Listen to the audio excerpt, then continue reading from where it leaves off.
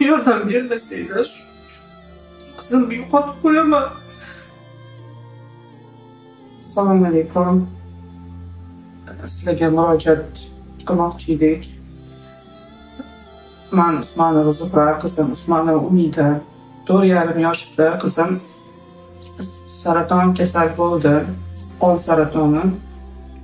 Iltimos, o'zbek xalqidan so'rashga majburman. Mana shu saraton kasalini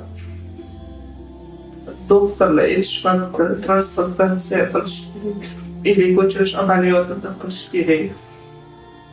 Manda unaqa puli yo'q. Manda uy-mol yo'q sotishga qo'yadigan. Qizimni hayotini saqlab qolishga yordam bering.